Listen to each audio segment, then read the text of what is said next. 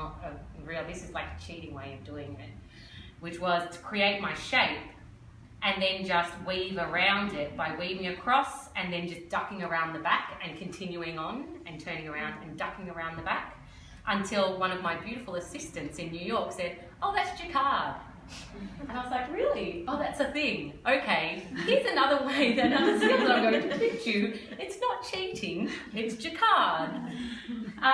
So again, I think ducking around the back is not something that I need to teach you how to do. You could make a shape and then you can go around the back to weave in. The one that I am going to teach you is and this is what you will find in different texts and online. When you're looking for different skills, you will find the same skill called different things. Whether that's because it came from a different area of the world to different cultures of people have created the same thing at the same time and called it something else, or in different areas they refer to it in a different way.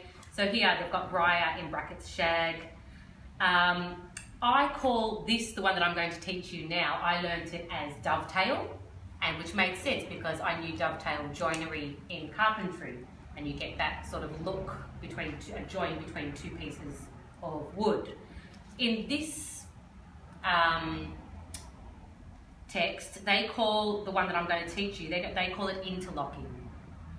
And then on the next side, they call dovetail a different type of join. So there's other joins that you will see that you can go home and practice, which is why they got you to take a photo of it. But I want to teach you, they call it interlocking, I call it dovetail. So what you want to do, so this is an extroverted join. It's a join that you want to show people, look how fancy I am. I can do this, you know, this nice little join. And you can use it to outline shapes. And it was from when I learned it, the text that I learned it from, they said that it was a Navajo skill, and they would use really contrasting yarns. So they would use cream and grey or cream and brown to really show off that this is the type of skill that they were using. So you want to use two quite contrasting colours when you're doing this, when you're having a go. And I mean, we've got 15 minutes, so I want you to at least do a couple of rows in one colour and a couple of rows in another colour just to have a go. So I've set up so that I'm going to have two blocks and I'm going to create a shape in the centre. So I'm going to be able to dovetail on both sides.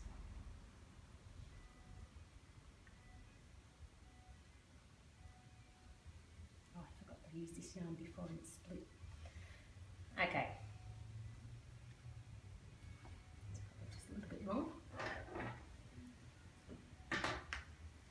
Okay, so it doesn't matter whether I go over or under. I'm going to move those up so that you can see. I'm going to be working in this section here.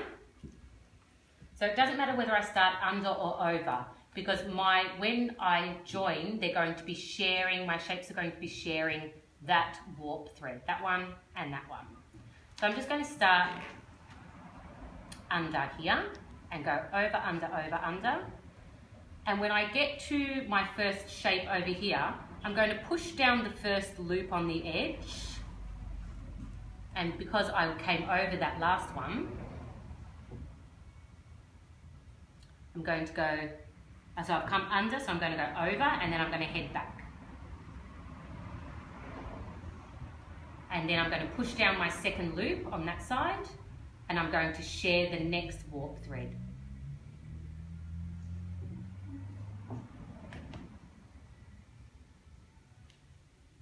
I'm going to come back. I'm going to pull down the next loop, and I'm going to go around that warp.